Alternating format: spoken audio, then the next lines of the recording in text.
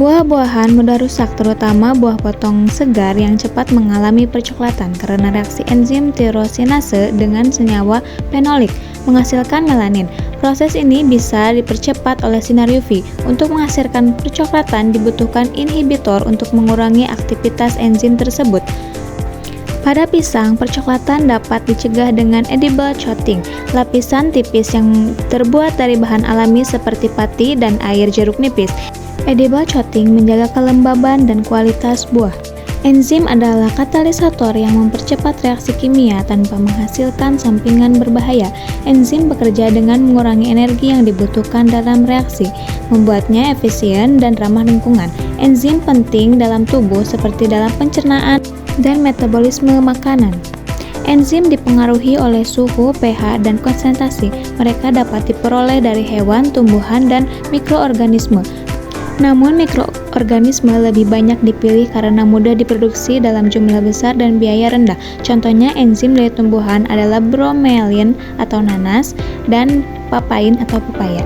Dua faktor yang mempengaruhi aktivitas enzim. Yang pertama yaitu suhu. Suhu hangat 30-40 derajat Celcius meningkat aktivitas enzim seperti amilase dan PPO, mempercepat proses pematangan dan perubahan warna coklat pada pisang. Suhu dingin 10 derajat Celcius mengurangi aktivitas enzim, memperlambat pematangan dan perubahan warna pisang. Menyimpan pisang di lemari es dapat memperlambat proses ini. Yang kedua adalah pH. Larutan asam dapat memperlambat aktivitas enzim PO yang menyebabkan perubahan warna coklat.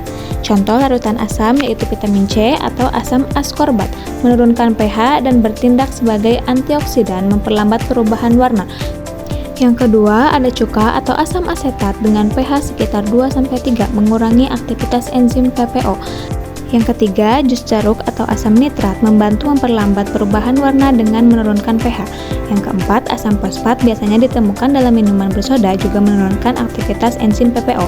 Secara keseluruhan, suhu tinggi mempercepat sedangkan suhu rendah dan pH asam memperlambat aktivitas enzim pada pisang.